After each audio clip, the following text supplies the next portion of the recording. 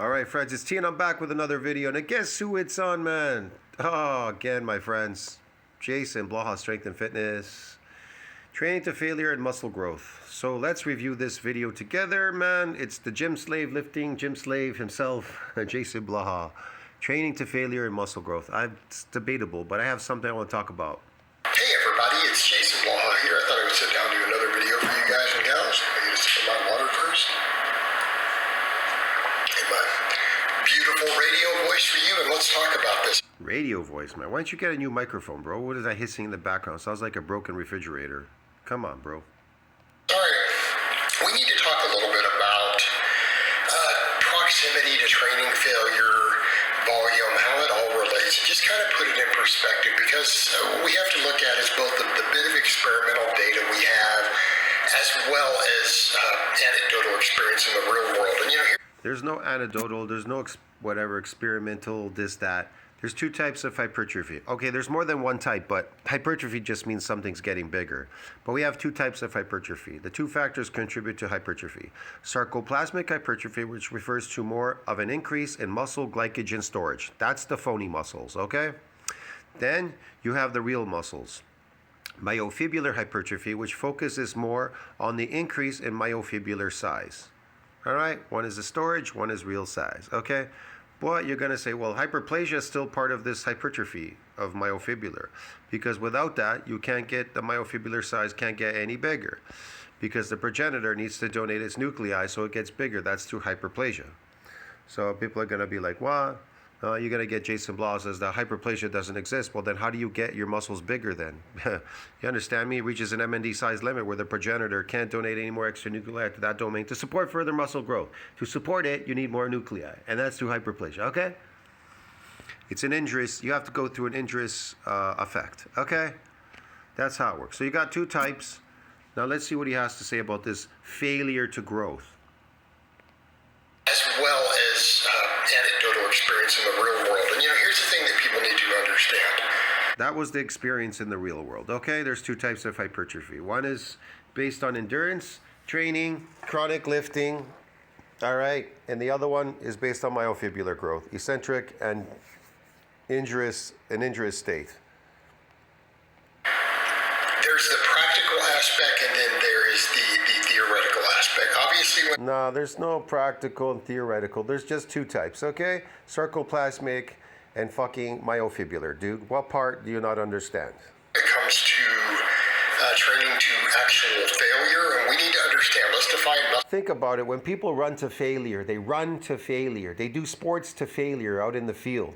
They're adapted to all these sports that they do and everything. They're all adapted. What is that failure? Sarcoplasmic. It's an energy source. That's ATP. That's why it says glycogen. How many people you know are building muscles with glycogen? You think glycogen builds a muscle? Or protein builds muscle? How much protein do you need? Well, protein synthesis needs to exceed that breakdown. To do what? To build, to get to see the mass on the myofibrillar. Just to see that mass on that myofibrillar, protein synthesis needs to exceed that breakdown. Why? Because the cell has to get bigger through protein synthesis, but it can only get so big. You understand me? And then you need more cells, and then they get bigger. All right? But people confuse a lot of this sarcoplasmic fake phony muscle as being muscle, and it's not muscle, okay? Muscle failure, the way researchers do momentary muscle failure. What does that mean? It means when performing an exercise with no breaks, like no, I'm going to rest 3 seconds and then. Okay, so you're adapted now because of the repeated body effect phenomenon. It's an adaptation process, and you got your newbie gains. That is an adaptation process where your body doesn't want to give you any more of this muscle, whatever. Okay? It's an adaptation process to prevent you from building any more muscle. And so you're adapted and you're lifting in the gym all the time. I'm going to go to failure. Okay, you're going to failure and what? Nothing. When you're going to failure, what you're going to do is you're going to build more sarcoplasmic muscles. That's what you're really doing. Listen, you don't have to go to failure. What you have to do is eat more glycogen. That way it'll be easier to build these phony muscles.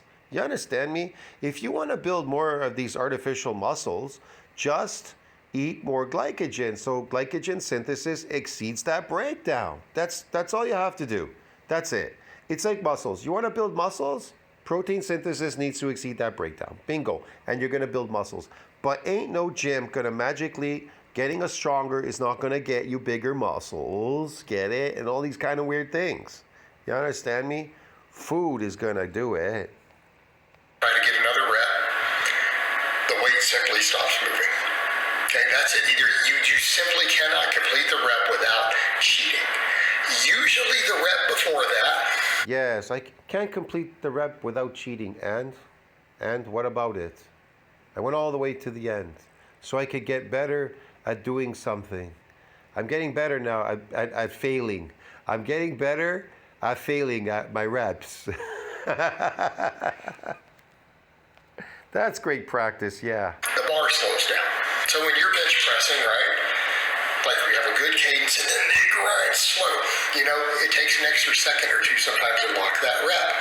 That's when you know you're probably going to fail the next rep unless... Oh, really? Oh, I'm going to know I'm going to fail at that rep. Oh, okay, I've been practicing at failing. Let's practice at failing at our reps. What the fuck? Cheat and grind and shift under it. Okay. So from a practical perspective, obviously some exercises, it's just simply not practical. Anything you can get pinned under, it's just generally not a good idea to take to muscle failure. And forget all this nonsense about, that's not true failure, you could do whatever. It's like, stop. We're talking about what we know in a lab. Okay, because anything beyond that, probably not beneficial. Okay, that's a separate topic in and of itself, but going beyond failure probably doesn't cause any muscle growth. The reason is... Doesn't cause any muscle growth. If you're adapted, man, there's zero muscle growth, okay? Practically zero muscle growth. Zero sarcoplasmic, zero myofibrillar. Well, you don't grow myofibrillars in a gym anyways, but there's zero sarcoplasmic growth in the gym, okay? Drawing more of this glycogen in the muscle. You need to eat more glycogen so that you can build more of these phony sarcoplasmic glycogen muscles. And as far as myofibrillars, man, they don't grow in gyms, bro. They stupid shit, okay? They get a donation of nuclei, and then those nuclei need to get bigger through protein synthesis again. And so does the sarcoplasmic stuff. It needs glycogen, okay, to get that phony muscle. It's just speeding up recovery, and here's what you need to understand. People say, but there's still some fibers left. No, you're just hitting the easier stuff. So here's what I... Let's get one thing straight, man. Gyms break bodies down. They don't build bodies whatsoever. That's why a stronger can't get you bigger in a gym. You can lift as much as you want in the gym, but you are never going to build a myofibrillar in a gym. Ever lifting. Ever. Now, if you go home and protein synthesis exceeds that breakdown, well, yeah, you may build up some proteins on there. But again, it has an MND size limit.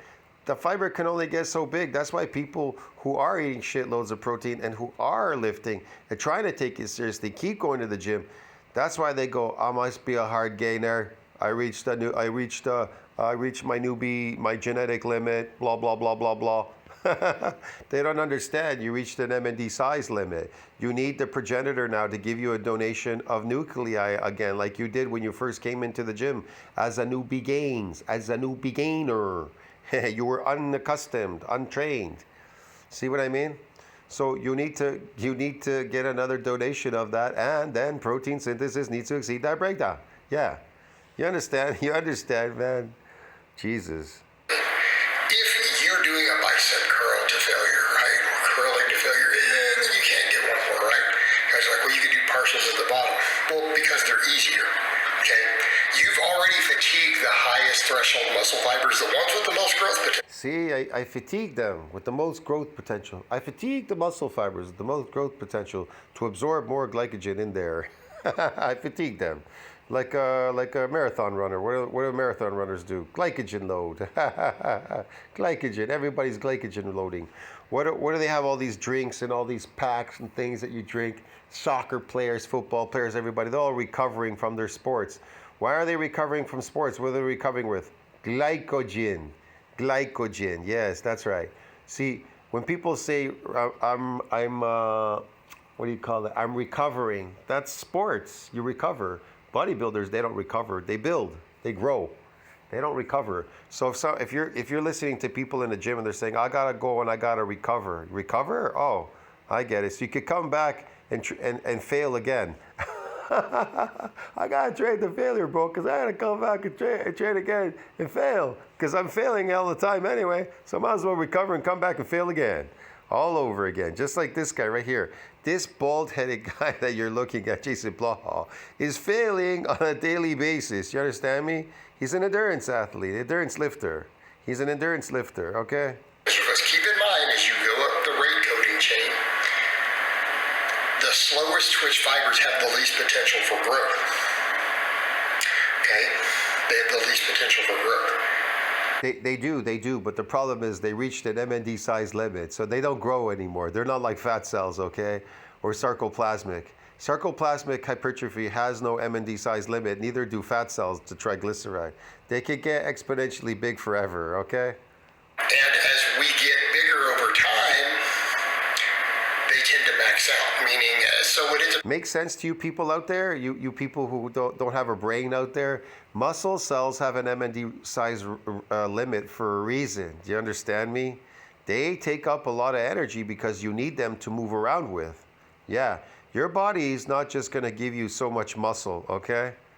You understand me? It's not.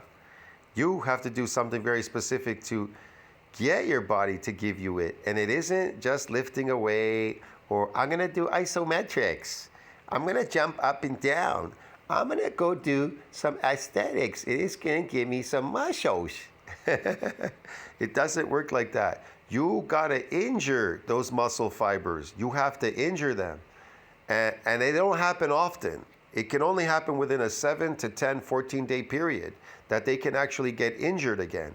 And then they got to take on some massive injuries, bro. I'm telling you. In order for them to grow. And even during that effect where you're trying to injure them, they start getting protected through the workout, through something called repeated butt effect phenomena. It starts coming out and it starts trying to protect that muscle from becoming injured again, so that you can get a donation of these nuclei so you could further that domain.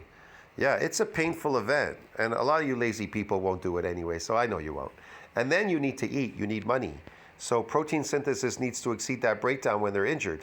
And if you don't, you'll get an apoptosis in the muscles. That's why a lot of people claim they've gotten DOMs working out a couple of times here and there. They didn't see any growth. They didn't see any growth because they were too stupid not to eat. You gotta eat a lot. Protein synthesis needs to exceed that breakdown, especially right after the workout.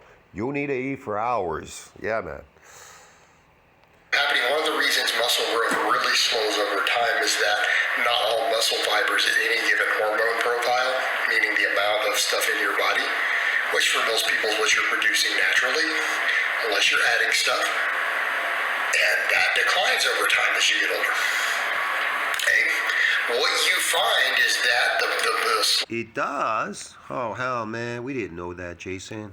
Thanks for informing us. Lower twitch fibers max out much sooner in your training career, and so you have fewer and fewer fibers that can really make substantial gains. They do. They maxed out. Well, you just probably didn't realize this, but because of the repeated bout effect and a bunch of things, it's sitting in type 1 muscle fibers the whole time. You being in that garage the last 30 years, they've been sitting in type 1.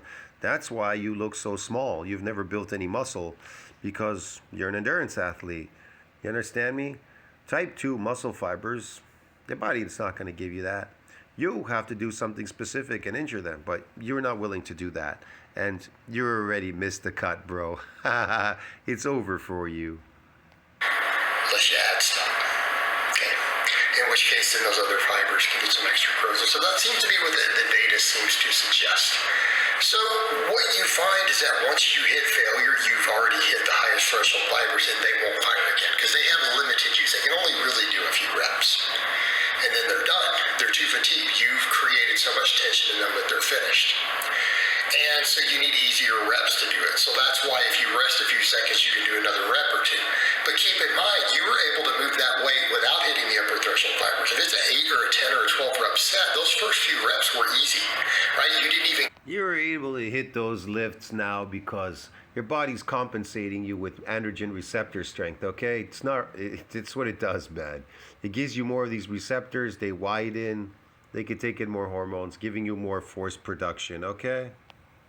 Get to those upper threshold fibers. So given a little bit of rest. You're basically falling upon chemical strength and not myofibrillar strength. Your natural strength hasn't gone up. Your chemical strength has gone up, but your natural strength has never gone up. You never moved it up because you never built any more myofibrillar growth. If you build more myofibrillars, then the androgen receptors, the natural ones, they have a place to go and reside. But if you're building them artificially, chemically, well, then they'll just pop up in places where they don't belong, and then they'll return to homeostasis when you leave the gym. After 10 days, they start going away, so you lose that chemical strength. But if you build a myofibrillar, then the androgen receptor that comes with that myofibrillar, it'll stay there. It's permanent. It'll stay with that myofibrillar and the motor units. So yeah, that's why it's much more inducive to build your natural strength up as opposed to chemical strength. The more endurance fibers can do some more reps. They're not capable of much growth. So you see where we're going, and it's the same when you do the little partials. No, it's just easier. So therefore, you're back to doing those easier fibers that can handle it again, because there's less mechanical tension on the muscle. Okay, because you're not doing the hardest parts of the range of motion anymore. Or you're doing a lighter weight because someone's helping you do forced reps or whatever. It's probably not causing much growth, if anything, but it is beating you up and fatiguing you. So we know that proximity to failure matters, meaning if you get really close to muscle failure, it probably causes the most muscle growth. And if you're further away from failure, this is where we... If you get to failure, it causes the most muscle growth. Yeah, sarcoplasmic growth. If you're eating enough glycogen, for every gram of glycogen, 3 grams of water are being drawn between the skin and muscle into the muscle, getting these sarcoplasmic hypertrophy muscles. Hypertrophy. We're hypertrophying, bro. Everybody out there, we're hypertrophying. Yes, man. Get into the topics of volume. This is one thing I said of like why I felt when I was doing 20 sets a week recently for a little while for each muscle, so that my weak link's getting more. I got to the point where I'm like, I feel like I'm getting lazy in my training because I'm saving too many reps so that I can actually get all 5 sets of 2 exercises for every muscle, every workout. You know, because again, let's say I was doing 5 sets of flat bench, 5 sets of incline twice a week. Right, so 10 total sets of each over 2 workouts. Well, I was getting lazy. The same thing with all my movements. I was getting further from failure because I wanted to get through the workout. It was making me lazy. So, or was I getting less total quality reps? Probably. So I'm like, let me cut this down to do about 12 really high quality sleds. Let's take them real close to failure. Okay? But what do we mean in terms of doing that? Well, we can't always do that on every exercise. If we're really close to failure, can we get maximum growth with probably a little less volume? Absolutely. If we're further from failure, would you probably want to do more total sets? Absolutely. Because you do need some hard reps in there. The number of hard reps that we do is absolutely... Yes, Jason. We need hard reps and everything to get more of these phony muscles, to build more of these sarcoplasmic muscles. The problem is you're not really even building them, Jason, because you're just not eating enough glycogen to build enough of these phony muscles. You're so lazy. Is a factor in muscle growth. Okay, we know this. I gotta tell you the truth, bro. Your coach out there, Jason Blaha, is the laziest guy I've ever seen. The laziest lifter. He doesn't do myofibrillar training. Doesn't even do sarcoplasmic properly. He's like a lazy guy, and he just keeps telling you you're building muscles and all that. Meanwhile, he's the laziest son of a bitch I've ever seen on the planet. He just wants to go and lift a heavy weight once or twice off the floor. I mean lazy lifting. What do you think, how do you think that's gonna change your body, doing a 1 rep or a 2 rep lift? Huh? How do you think that's gonna, what do you think that's gonna do to your muscle, your body? Oh, I know, it stimulates, stimulation and all that. That's what he's been doing the whole time. Look at his videos. He does 1 reps, 2 reps, whatever, couple of reps. Okay. You're gonna say now he's doing bodybuilding, so he's doing higher repetition, like he said now, 20 reps and all that. Okay, so he's doing lightweight, high repetition. All right, he's burning fat. He's trying to burn some fat or whatever. He's causing a thermogenic effect in his body. Okay, and what about it? He could have just went on a carnivore diet, and guess what? Pure carnivore. And all that shit that he's been, all that fat garbage shit that he's been piling up, that shit would have gone off. It would have went away. It's just wasting his time, man. We've seen it in the real world. People who train really hard don't have to do quite as much training as people who don't. So, Yeah, training in the real world. Yeah, I've seen that. People who eat carnivore diet, the body restores back to normal. Looks amazing. Yeah, they don't have to do any work.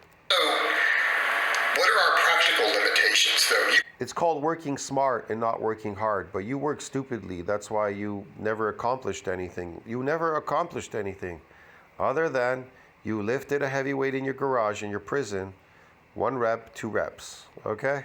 You gotta look at the exercise. Do you really want to do an exercise that you can get pinned? Oh, and you accelerated aging. You made yourself uglier than last time, and you look like a melted candle. That's all you've done by lifting that heavy weight, okay? Oh, and all those autoimmune diseases and everything else that comes along with it. That you're suffering from skin diseases and everything. To actual failure, and I would say no. Those are movements you want to leave a rep in reserve. What do I mean? Bench press, incline bench, decline bench. You don't want to get pinned. You don't want it to hit the pins. How about a back squat? Yeah, absolutely. How about a skull crusher? Do you really want to hit? Be very careful. You don't want the bar to hit your face and bust your pretty face up. I mean, I'm too pretty to have a bar smashing me in the face. So there's that to think about. But what about other movements? Could you take a leg press? Maybe. I don't know. What is he talking about? What about a leg press? How about a curl? Well, it just sticks down, right? You just set it on the floor. Bro, you can do the same thing. Yeah. Again, if we're going to just use some common sense with these things, stop and think about, do I actually want to get stapled under this weight? Is it okay or not? And know when you're close. You know when you guys have 1 rep left. When that rep slows down and What is he talking about? you have to grind, you fewest sets possible. It's a good idea to take sets real close to. See, this is the brain damage that's out there. These sets are going to build muscles. If I go to failure, if the failure will build a muscle, how could something that you're failing at build a muscle if you're a failure? Or I got to get it stronger and I'm going to get it bigger. If I get it stronger, I get it bigger. Yeah, man. Or if I go to failure, that's going to build the muscle. Or if I do 10 rep sets, that's going to build the muscle. Or what if I do high repetition? Oh, what if I do partial reps like the guy now, Prophet Fear?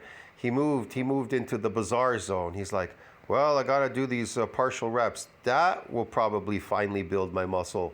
Let me tell you something.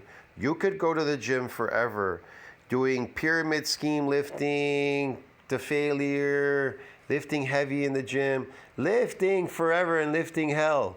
And you're never going to build a muscle because number one, muscle reached an MND size limit, okay, during hypertrophic process.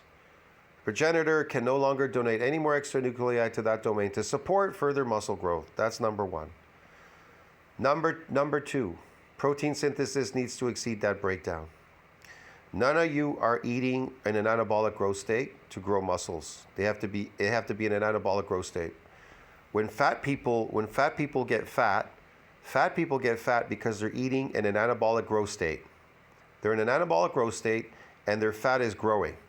Now, to build muscle, it has to be injured, and then you need to be in an anabolic growth state. And it needs to keep being injured in order to keep furthering that domain. And you need to be in a protein anabolic growth state. Okay? Fat people are eating carbs and everything else. They're eating in a carbohydrate something anabolic growth state. Okay? And fat does not have an MND size limit. They don't need to injure fat cells to get the fat cells to keep exponentially getting bigger. They just get bigger or smaller. You don't get more fat cells, you don't get less. You get this, you have the same ones that you were born with. They get bigger or smaller. But muscle cells, you can lose them, You can get more of them, and they can only get so big. And to get that domain bigger, you need to be at anabolic growth state. It's really simple, man. But if you can't understand that, you've got issues. You got some serious issues. You need to wake up. Failing in a gym, lifting to failure as a failure, being a failure, is not going to build muscles. Failing does not build muscles. Getting us stronger does not build muscles. Lifting weights, pyramid scheming, high repetition, low repetition, up and down repetitions, doing partial reps, eccentric exercises, doing a lot of concentric is not going to do it either. None of those things are going to build muscles. Get the point now? See you in the next one. Ciao, friends.